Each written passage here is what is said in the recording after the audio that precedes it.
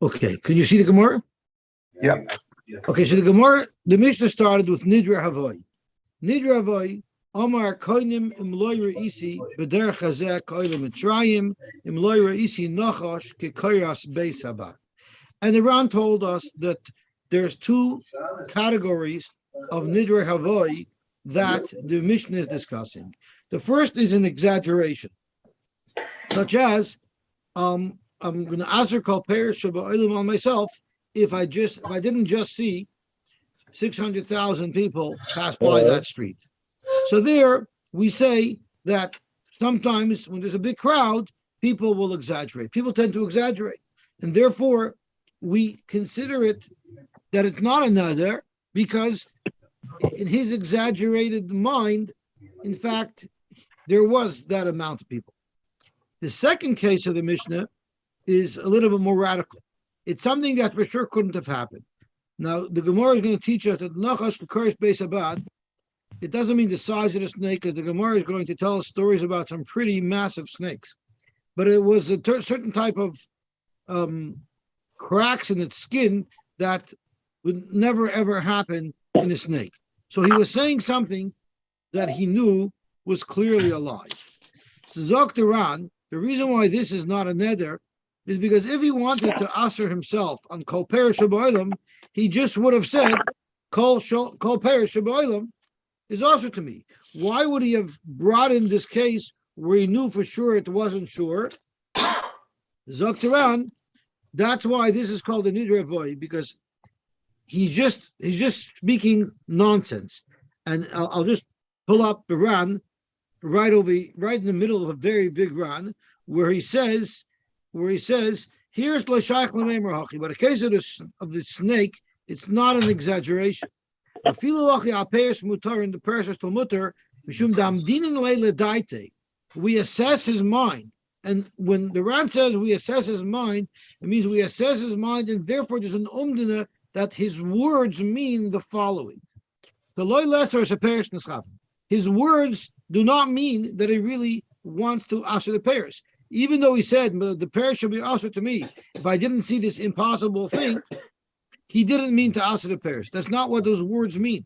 Shem Kain, if he really wanted to answer the peiros, why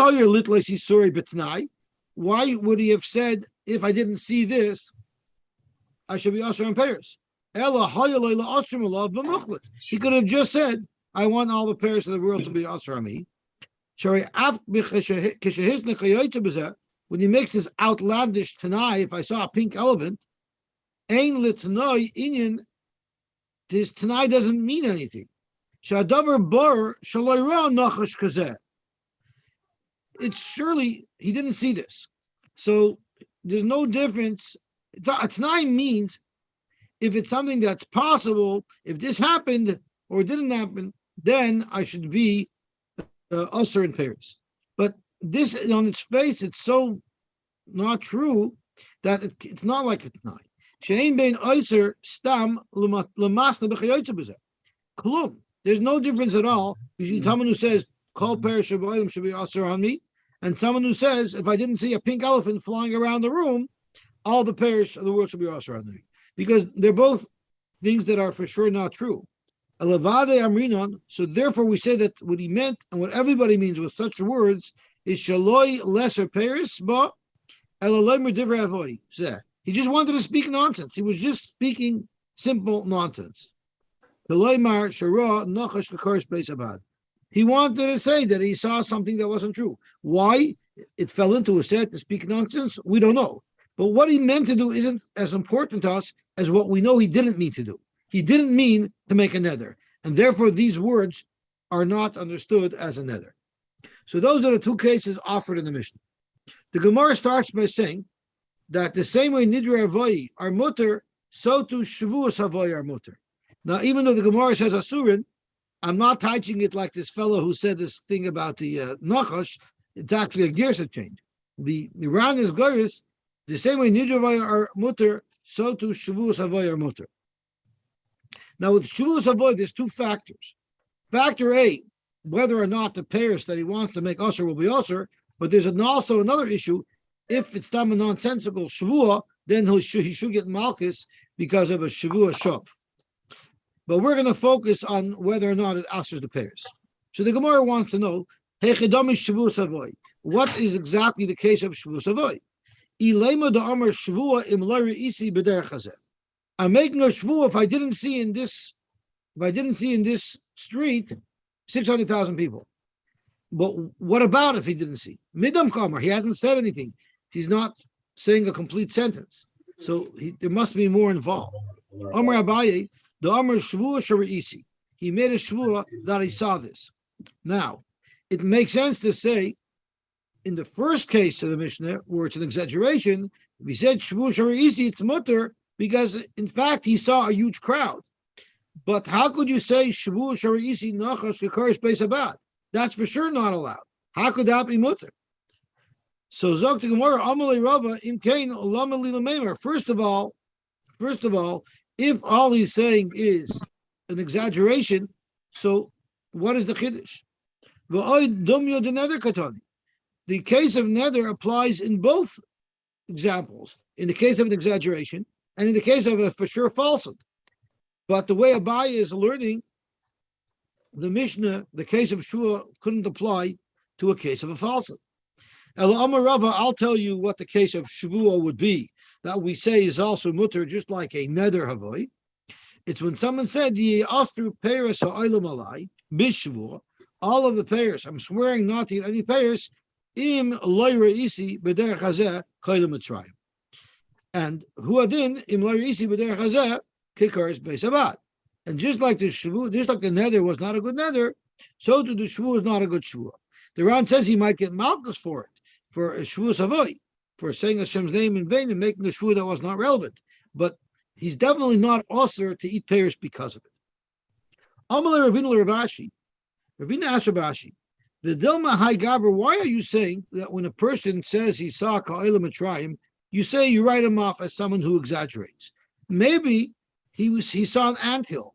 The Dilma Hai Gaber Kina the Shum Shemini Chaza. He saw an anthill. And when he said, I saw a crowd, he didn't mean a crowd of human, he meant a crowd of ants. And in fact, it's a completely legitimate oath. And for the Gemara, I'm just going to turn the daf over.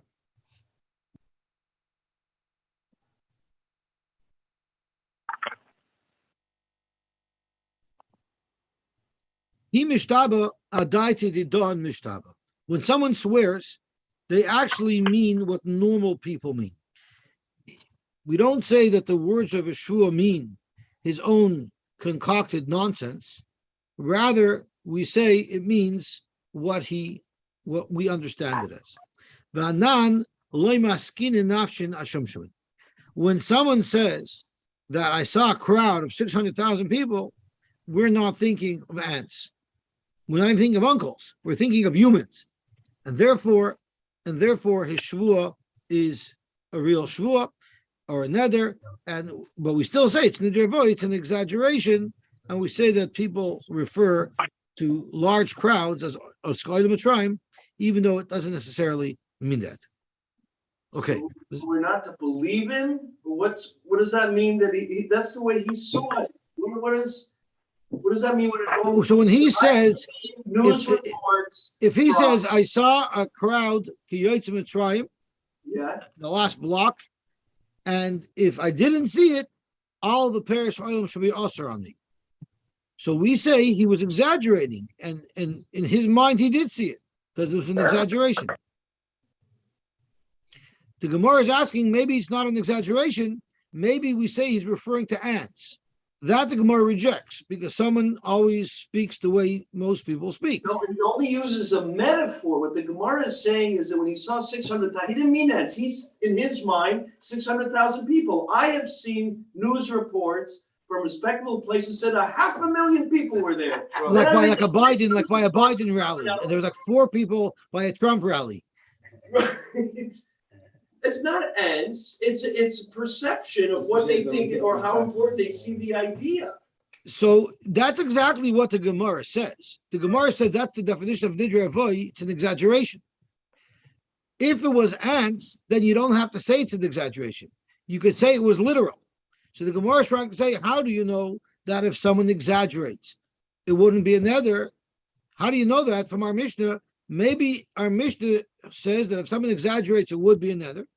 And the reason why in our Mishnah is not a nether is because we'll say he was referring to ants. So with that, the Gemara said, normal people don't refer to ants, but normal people do exaggerate, just like Akiva, just like you're saying. And therefore, it's not a nether because it's normal for a person to consider a crowd that in his mind is a big crowd, he'll consider it Ka'ila Mitzrayim. Exactly like what you said. Doesn't exaggerate. What's that? Do you know anyone who doesn't exaggerate? That's exactly the point. Since everybody exaggerates, that's why the Mishnah says when someone says 600,000, every normal person would say that even if it wasn't, because everybody exaggerates. That's exactly what the Mishnah is saying. Okay. Exactly what the Mishnah is saying. Okay. A ton of people. I'm saying that.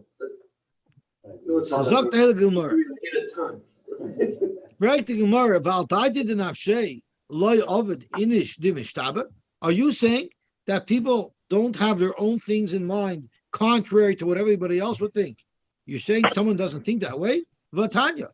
I'll prove to you, in fact, that we do consider that he might refer to something that we're completely not considering. Kishain mashpin I someone made a moed b'miktzah. So Reuben told Shimon, "You owe me $1,000." Shimon says, "Nope, I only borrowed from you $100, $500, but I still owe you $500." That's a classic case of moed b'miktzah where the nitba has to swear to the toveya that I only borrowed 500, and that's how much I owe. That's a shavua deraisa of moed b'miktzah. So when he does swear, they tell him, "Hava yedeya, you should know."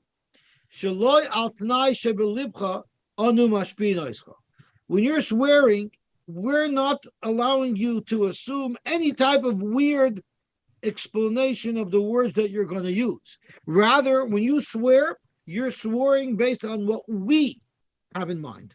So, Frek the Gemara, what type of crazy thing might the Nitba have in mind that would make it that he's swearing correctly, even though he's trying to mislead us? Zok Gemara lafuke mai. What type of comment might he say that's why the Rabbanim have to tell him that you're swearing based on our description of what the shvuah should be?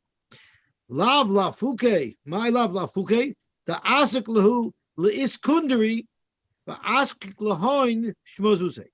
He can say let's say he gave the Malva wood chips. He gave him wooden dye. He gave him any nourish kind. And he could say, I paid you back. You say I borrowed 1,000 zuz. I paid you back 1,000 zuz. And when he says zuz, he doesn't mean dollars. He means that matchboxes. He meant whatever nonsense he might have given. The Ran says that this item called iskundri are wooden chips. Chatichos eitz ketanois that they would play with. So he could say, I paid you back 1,000 zuz. And he could mean chips identify as coins. Say that again. What did he say? He said the wooden chips. My wooden chips identify as coins. Exactly. Excellent. So in order for him not to weasel his way out of the shua that way, therefore, we tell him that when you're swearing based on our definitions. From the fact that we need to tell him that you might have other thoughts of what you mean when you say zuz, but that's not what you're swearing about. You're swearing about what we call a zuz, michlal. You see clearly from here, the ovid inish, the mishtaba adaita denafshe. Obviously, a person could say one word and mean his own fantasy item, and that would be legit. And it's only because we tell him you have to swear on our das, but without telling him you have to swear on our das. In fact, when he says zuz, he couldn't mean a wooden chip. So if that's the case, going back to our Gemara, how could you say when a guy swears he doesn't mean ants? Does that not how normal people think? Clearly, from this brisa with moed b'miktzah, we see that a person could make a shvuah, and it would mean what his mind thinks, even though that's not what a normal people thinks. And that's why Bezdin has to specifically tell him that we don't care what's going on in your mind. Your shavua is about what we're referring to. And for the Gemara loy, that's not the case. The reason why there they had to make sure that he was swearing on their das is because he wouldn't think of something outlandish like wooden chips. Because there we say a person doesn't swear adati de nafshoi, he swears to something that's normal. But he could also be referring to something that's more normal that we have to make sure he's not thinking of. And that is Lafuke Mikni de Rava, the famous case of the Mikni of Rava. Now, we're going to soon see, was this Rava's Mikni? What is a Mikni de Rava? It means the stick of Rava. Now, who Gavra? There was this fellow. Kadya means a reed. A reed. Okay. He was using it as a walking stick, so maybe it's a reed. The who Mikni de Rava, there was this reed of Rava. The who Gavra, I'm sorry, there was this man. To have a masik b'chavrei zuzah. So let's say Yankel owed Beryl $1,000. Also, the Kamei de Rava, Yankel came to Rava to mon his $1,000 from Beryl. Omer le leloiva zil parli, pay me. Omer le praticha, I paid you already. Now it's not clear from this story. It seems that it's a koiver b'koil. A koiver b'koil is only a shavuos heshes of midrabanan. The Ran tells us that this, in fact, was really a case of moed b'miktos, and it was a shvu daraisa, because the Gemara Shuna is going to show us that he swore on the Sefer Torah. So the Ran says, if you were making a shvuos heshes of derabanan, you wouldn't have to swear on the Sefer Torah. But the fact that he swore here on the Sefer Torah, it must have been a case of moed b'miktos. There's actually a shaila in the Rishonim if a shvuos heshes swears on the Sefer Torah or not. So there are some who want to bring a ride from this Gemara that the Shavuos Hesses does swear in the Sefer Torah, but the Ran says specifically that this could be a case of Moed B'Mitzvos. So whatever the case is, Amalei Praticha, the Nidva said I paid. Amalei Rava Imkain Zil Ishtabele de Parate. So Rava said, if you say that you paid, you need to make a Shavuot. So what did this conniving guy do? Azal he went, the icy Kani, he took a reed that he was going to use as a stick, but it was hollow. V'yayiv zuzi b'gavei. He hollowed in the hollow of the stick. He put the full payment in, and then he closed the stick up. So he had like a walking stick that had money concealed inside it. And he was walking as if he's using this stick to walk with. Thank you so much. V'asi alei levedina. So he came with this stecken to Bezdin, and when you get to Bezin, okay, you want me to swear? Okay, take my jacket, take my stick, and let me grab the Sefer Torah. So what he did was, he told the Malva, would you be so kind and hold my stick for me so that I could swear on the Sefer Torah? So the Malva held the stick, not of Sefer Torah, he took the Sefer Torah, Vishtaba the pare kol ma to have I paid you back in full for whatever I owe you. Because, in fact, the money was inside his stick, paid him full.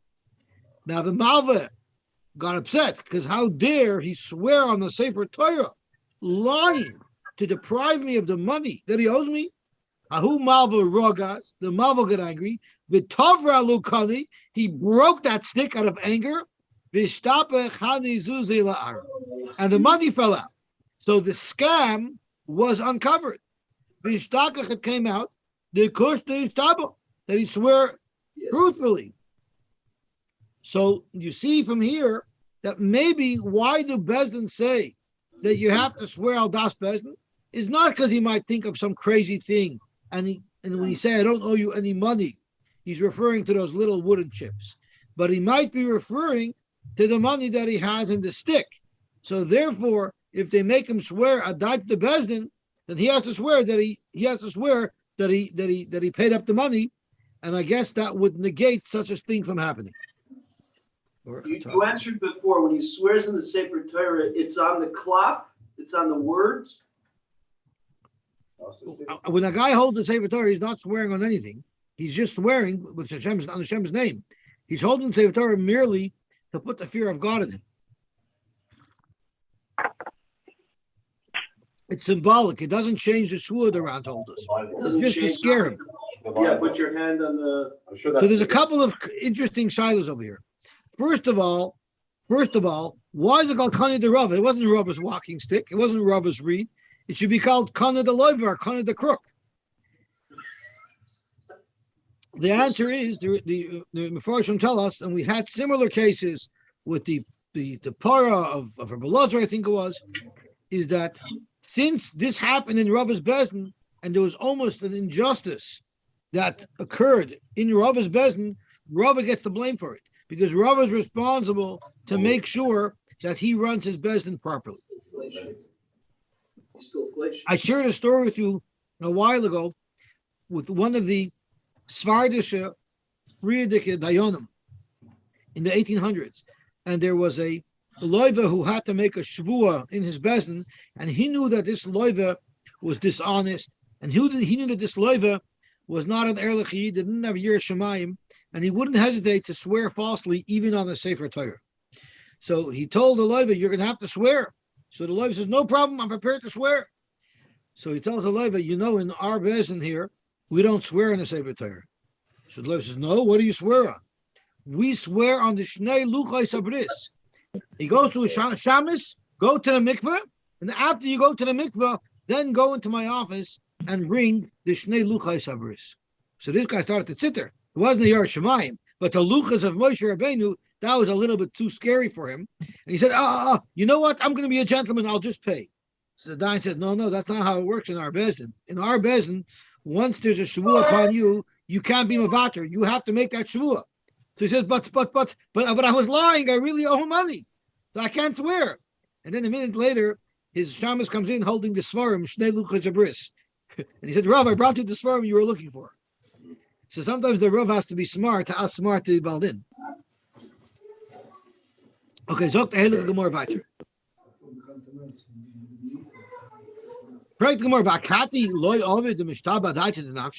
Are you still maintaining that a person, when he makes a shvuah, he would never think his own thing, and he always is referring to what normal people have in mind? Also a fascinating story. This is in Vayelech, or it's in Nitzavim, I'm sorry. When Moshe Rabbeinu was Mashbiah Klal Yisrael and Arvis Moyav, and at the side, the Gemara brings the pasuk down.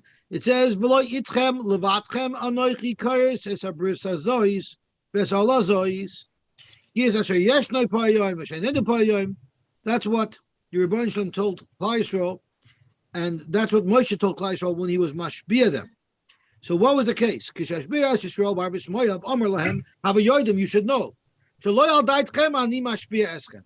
I'm not making you swear based on how you might interpret the words of your shvuah or what your intentions would be.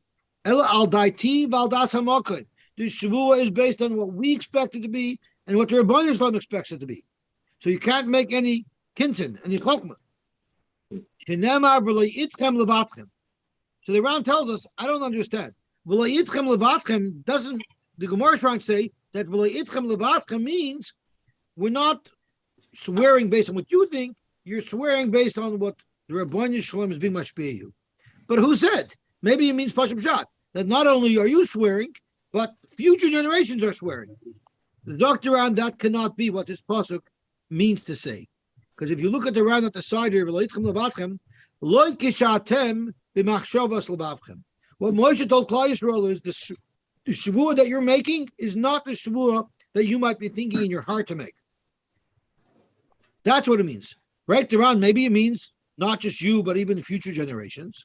If you're going to say that means that Hashem is not just making a bris with this generation, but all future generations, I don't need this pasuk to tell me that. Because so the Torah already addresses that. When it says it must be referring to the kavanas, and the kavanah is not what you're thinking in your heart.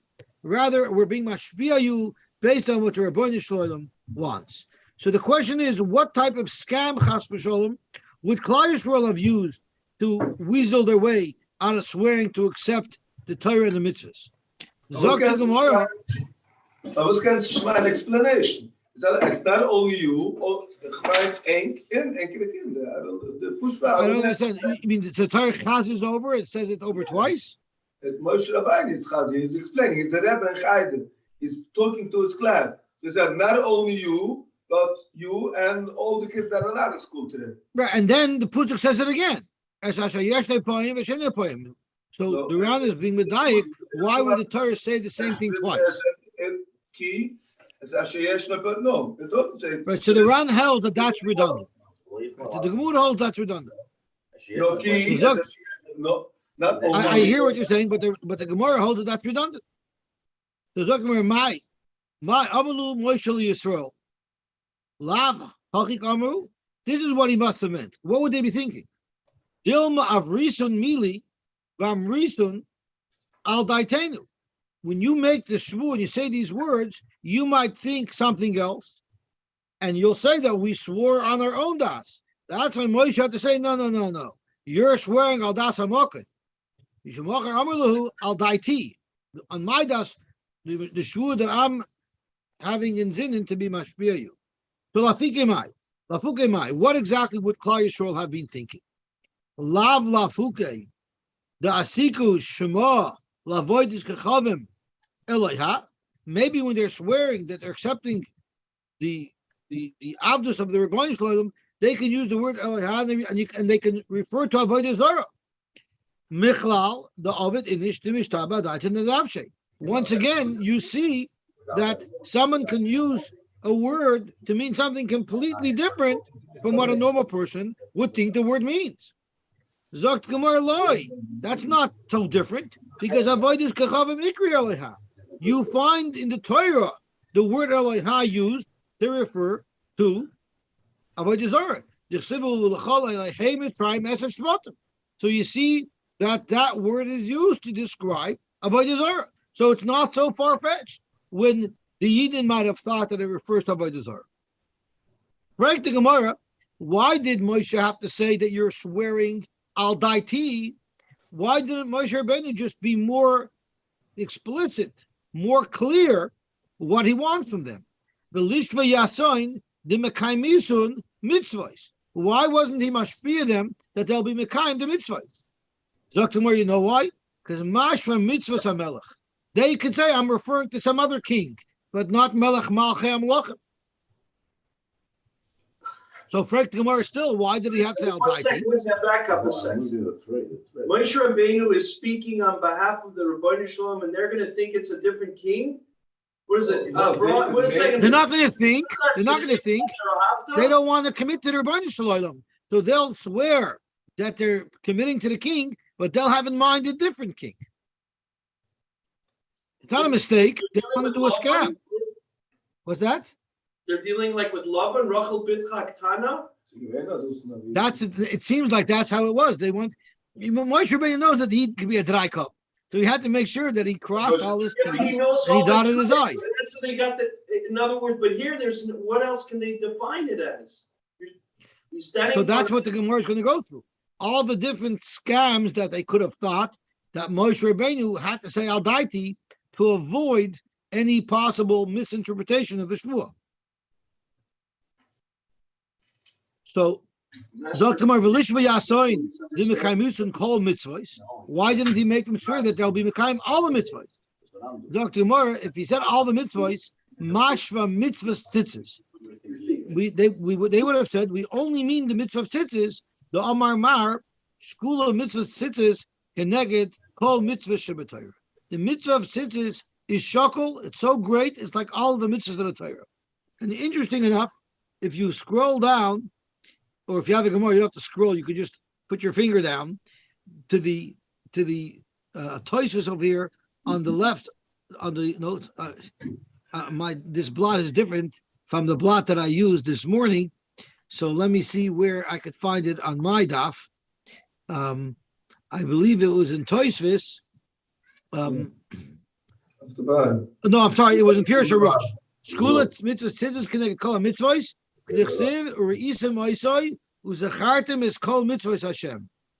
you see that tzitzis is connected all the mitzvahs, and it says tzitzis u'shmoyne chuten you have tzitzis and shmoyne chutin and chamisha ksharim oilim taryag. If you have all the tzitzis, the word tzitzis and the word and shema, if you take the word tzitzis, it's gematria. Let's see, 400 plus 500 600. plus 600, and then the 13, 8 knots and 8 threads, 8 strings, and 5 knots is 13. So you see, tzitzis is 13. Even So though maybe- the Torah never says tzitzis was 2 yid. I hear. Aber jede Yid have to huben tzitzis. So without tzitzis is school connect kol Torah. Maybe if they would swear kol mitzvahs, they would only mean tzitzis. So somebody once asked a very good kasha. If it's true that the mitzvah of tzitzis is connected kol Torah kula, so why isn't it mandatory? Tzitzis is only if you have a beged with 4 convoys, you put on tzitzis. If it's so important, it's connected kol Torah kula, why is it an optional mitzvah only if you have such a beged? So someone said a very nice teretz. Even if The you have reason why such a beged to put it on, if you wear such a beged that has full compass, then you have to Right, put but if on. it's such an important thing, there should be a chiyuv to wear such a beged. So we should be able to wear tzitzis. So someone told me beautifully. He told me that hagufa, you know why it's shokol connected kol kula, is because it shows that Klal Yisrael has such a chuka to be mekayim the mitzvah that even though we're not mechuyev unless we have a beged, we all ran out to buy such a beged so that we could do the mitzvah. There's no greater expression of avdus, of accepting on the malchus of the Rebbeinu Shalom than such a mitzvah. So it's only because it's an optional mitzvah that it could be skula connected kol mitzvahs. Frag the Gemara, v'lishbi yasoin the mekamisun Torah.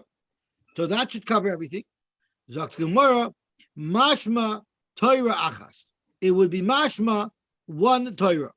And the Ran, I believe, tells us what does it mean, Torah achas? No, the Ran does not say. The Ran does not say. I saw here Torah achas. You have Omer Hachi mashma kada Torah, v'anan iston ksavu balpeh. We have Torah shebeksav and Torah shebalpeh. If they only swore to keep the Torah, then they would only have been referring to one Torah. For Gemara, so the mekamisin Torahs, so that's the Torah shebeksav and Torah shebalpeh. So Gemara, no, that could also mean something else. Mashma Torah mincha, Torah chatos, Torah sosham. For Gemara, v'lishbi yasoin the mekamisin Torahs umitzvot, and that'll cover everything. So Gemara, no. Because Torah would be mashma Torah hamincha, and mitzvahs would be mashma mitzvah zamela. In fact, Gemara v'lishbi yasoin the mekamisun Torah kula. Zok Gemara Torah kula is mashma avodas kachavim. That's mashma avodas zara. The Tanya chamur avodas kachavim shekol akoifer ba, someone who denies avodas zara kilu moida b'Torah kula. In fact, Gemara v'lishbi yasoin the mekamisun avodas kachavim. You'll be mekayim the itzer or the mitzvah to stay away from avodas zara v'Torah kula. Inami or sheish meyos v'shloish esrei mitzvahs. I'm going to keep Taryag mitzvahs. And then Moshe Rabbeinu wouldn't have had to say that they're swearing al daiti. Zok Gemara hala Moshe Rabbeinu milted l'trikonachat. Instead of making Meshiga with such a long, complicated, detailed shvua, Moshe just told him your shvua is going to be al daiti. Zok Duran hala milted l'trikonachat uperk shvua shtayim b'asher maskinon im kein lemelu al daiti. Al das hamochim lomali. Why did he say al das hamochim? The reason why he said al das hamochim is that it had to be a shvur that nobody could be matter, nobody could be made. This is one of the only places where you find black and white that there's Taryag mitzvahs. We know all of the Moinai mitzvahs agree unanimously that there's Taryag mitzvahs. The question is, which are the numbers of the count? Some Rishonim include this mitzvah, and therefore they have to exclude that mitzvah, and vice versa.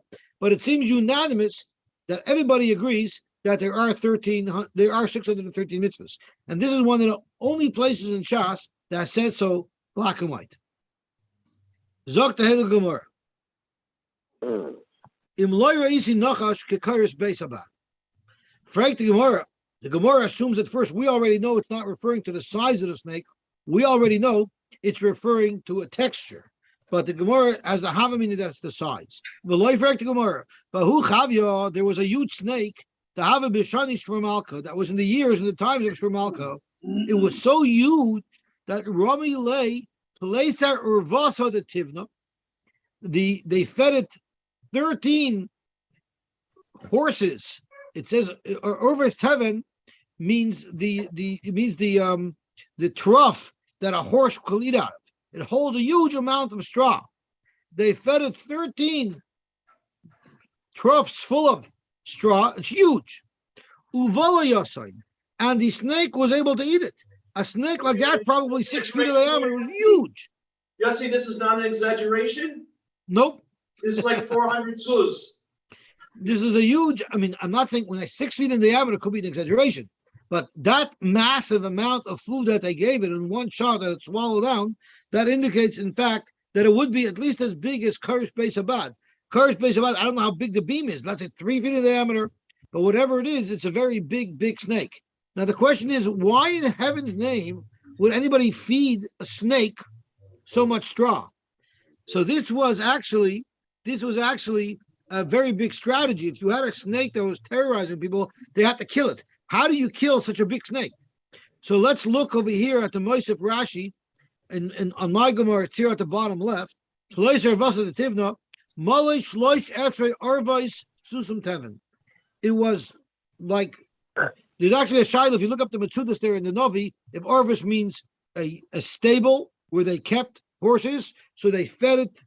They fed it 13 stables full of teven, which were huge, but to those who just means 13 troughs. But either way, it's a huge amount of straw. Why did they do this? Because this snake was eating a people. They made huge bundles of straw.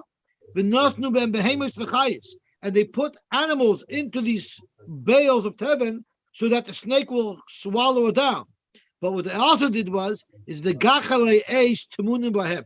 They put hot coals inside the bundles so the snake won't see it, but would consume these hot coals. Ubalam, now the snake gobbled up all of this food, but unknowingly hot coals. Ubaru begufay umeis, and it burned the snake internally, and that's how the snake died. So that was a phenomenal strategy how to kill a snake.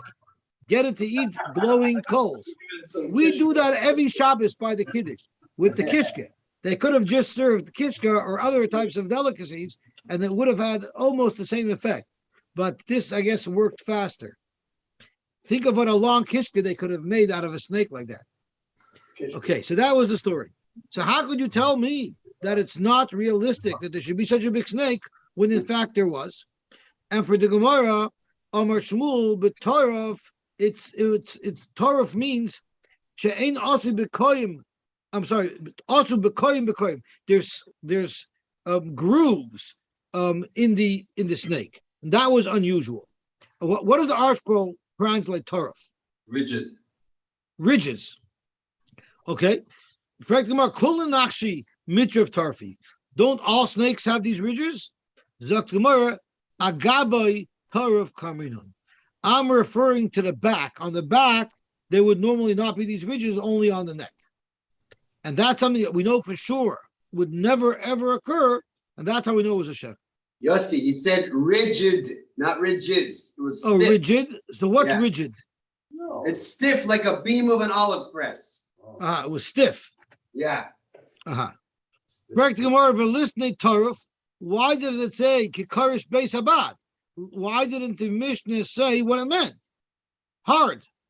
So Gemara Milsa Agav Urchik Kamash Malon, the Karish Beis Abad Gaboy Torah. It's teaching us that that's how the beam of a press has to be. It has to be rigid. Lamai Nafkamina. What's the difference to me? How a press has to be constructed. So tomorrow Lamekach Memkar. Loimalach to teach us. If you sell something and you claim that what you're selling them is Karish Beis Abad, Igabe Torf in the Iloi.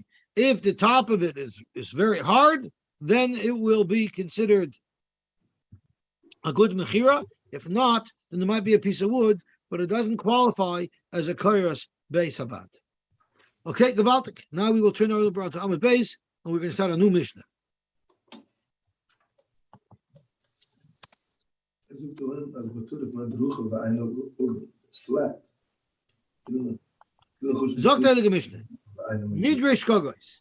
A neder that's a shogig that was one of the four Nedarim that the Mishnah told us that doesn't even need a sha'ila, it's automatically rejected. So what's an example? Imachalti vim shosisi. I said if I drank coffee yesterday, or if I ate chocolate yesterday, I'm answering all the perishable by the mummy. And I didn't remember that I had a coffee yesterday. I didn't remember that I had a chocolate yesterday. So the whole neder was made on a false premise. Such a neder is not a good neder. Omar, I'm sorry. Shani oichel v'shani shoyse. What if he said, I'm answering this on me if I eat this in the future, if I drink this in the future, v'shachach, and you forgot v'achol v'shotza, that's also not a good neder. So let's quickly see the round. Nidrish kagos, pre gavni katani. There's past and there's future. Chado de b'shas nidroi hoyeshogig. At the time he made the neder was a shogig. Kagoyin he said, koinim imachaltim shasisi. These pairs should be also to me if I ate or if I drank. And he forgot that he ate or drank. So that's not a good neder. The katani nami hoyeshogig b'shas sheneder roy lochel, or it could be something in the future. He makes another, if I eat or if I drink in the future, this will be also to me. Even though at the time when he said this, he was very aware that he's committing, that if he's going to eat, if he's going to drink, these pairs should be also. He said,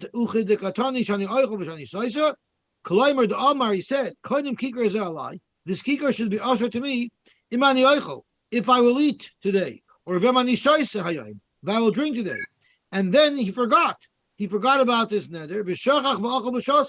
We say that even though eating and drinking should be a trigger to the neder, since he forgot at the time that he ate, it doesn't trigger the neder. It only triggers the neder if you actually remember when you're eating. If you remember when you're drinking, that you're triggering a neder. Since the neder is going to be chal when he eats the first time, and at that time he was a shogig, meaning kloimar, keloi niskar. He forgot that his eating now has a huge impact and will trigger another, since he didn't remember at the time. Loy chayil nidra klal. That is the rule of nidra shogig. So Omar, he said, even if he's going to remember, he's allowed to eat. Even if he remembers later, you mean? Yeah. Exactly. As long as at the time that he ate, which would normally trigger the nether, he didn't remember the nether is bottled. So no, so after he ate the first time without remembering, he wants to eat a second time. Now he reminded himself. Is the neder going to be brutal because in the first time it nullified the neder? So now it's like. That's how I understood it. And I thought that's what the Ran meant is kivan the nidra b'achila kamaisa chayil. It's only the achila kamaisa that triggers it, and since then he was a shogig, you want to trigger it. You're asking me, what if I ate later, and when I ate later, I knew. Maybe that would not trigger it. And I'm not sure about that. I'm not sure. The previous Vematskland, you said so, that the first time it's going to nullify it, and then even later, if he remembers, it's not going to be any more later, because because it's already a nidra shogig. That's how I understood it. Okay, so Zok to Gemara. Omar koinim ishti nehenesli, we had this case. I want to ask my wife to have a no for me, because I made a mistake, because I thought Shagunvas Kisi, she stole my wallet, Vishahiksis Benio, she hit my son, Vinoida Shaloi Kafli, and it turned out she didn't hit him. Vinoida Shaloi she didn't steal it. So that's also a nidra shogig, there's no neder there.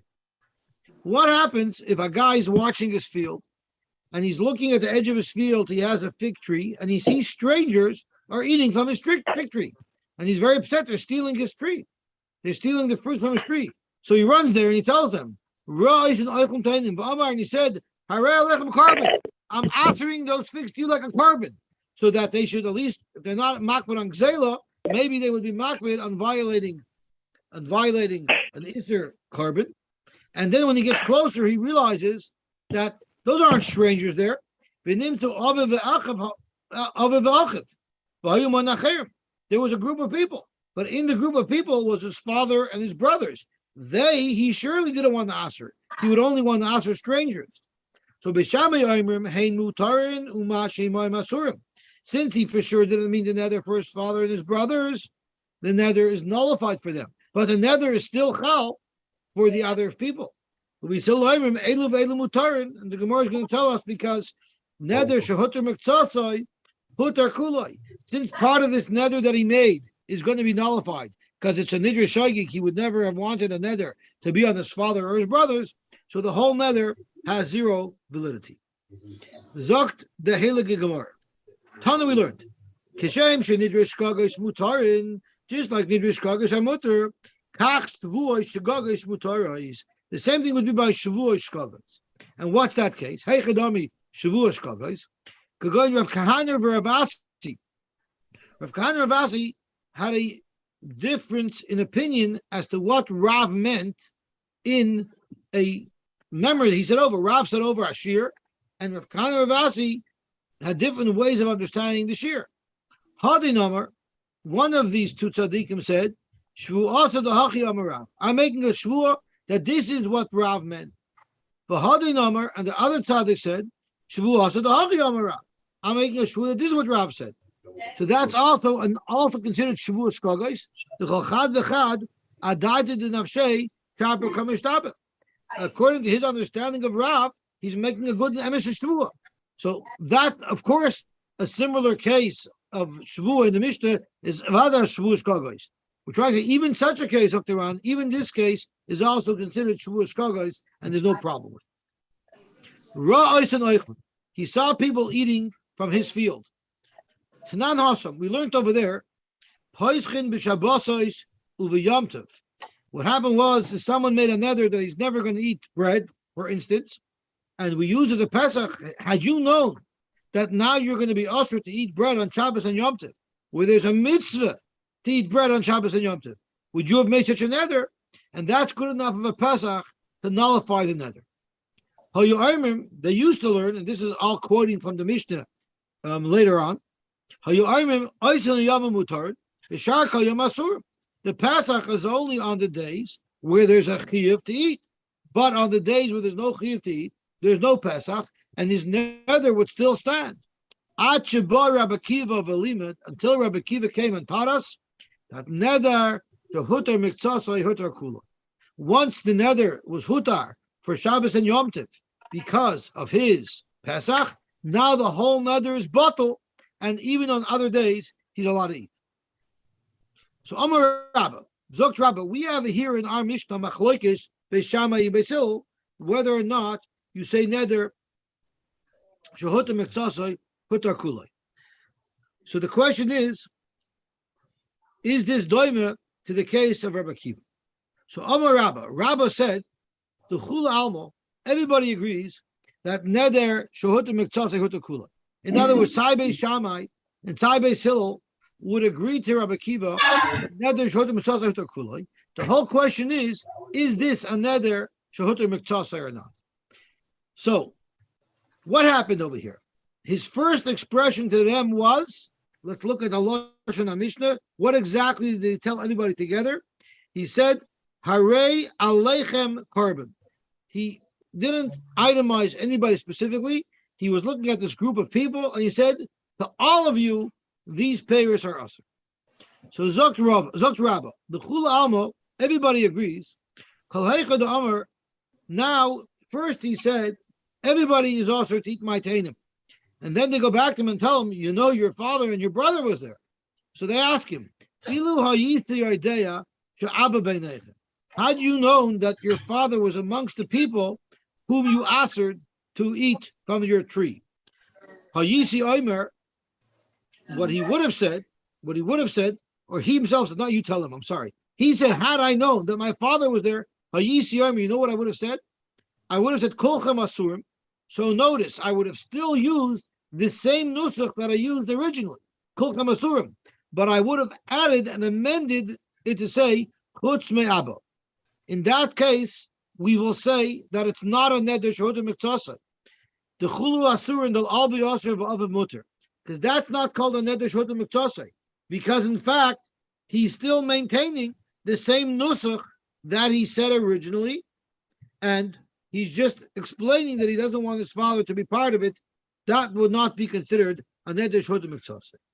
However, what if he said, Loy nechlaku, the machloikis b'sham and b'sil is ela b'omer ilu ayisei yedei she'aba b'nechem. Had I known that my father was amongst these people, ayisei omer, I would have never said kulchem asurim, which includes everybody, and then afterwards have to pull my father out of the cloud. Rather, I would have itemized. I would have said ploinu asurin. Only those people are usur, and never ever included my father in an isur. I would have said ploinu asurin va'aba muter. So there, I'm showing that even my first expression of kulchem was a mistake.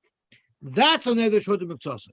Only in such a case where I'm saying that even my original lashon of kulchem is a mistake, that's when you say neder shotim miktsasei kuloi. But if I agree still with my original statement of kulchem, then that's not considered a neder shotim miktsasei. And that's what, and in that case, Beis Shammai would hold that the other people are still going to be osir. And we're going to see tomorrow why you would want to say kolchem, or why you would want to say ploini, and the Gemara is going to have a machlokes with Rabbah. It's going to be a little bit detailed tomorrow, but in Mitzvah we'll get to it tomorrow. So Be'ez Hashem, tomorrow we're going to learn at 7 a.m. on Zoom on channel 8, and we'll also learn at 9 a.m. Be'ez Hashem. Oh, beautiful. Okay, have a good tavach, everybody. When are you traveling back? Good tavach. I want to leave tomorrow right after Shir. Listen to the shidduch. I'm sorry? Listen to the shidduch. What? The shidduch. Als gezegd, dat heb je shidduch. Shidduch? A shiva, you mean? Shiva. Yeah, but I came to Menachem. Shidduch. You want to make him a shaver, broeken? You were hoping that. No, I was Menachem Friday morning in Brooklyn. I'm finished with the shiva. I'm coming straight back. You said you're Okay. going to shidduch. I said, not shidduch. Oh, a shidduch. Well, it could be a shidduch, but my daughter's name is Yisrael, my son's name is Yisrael. My wife and me, I hope she's not looking and I'm not looking.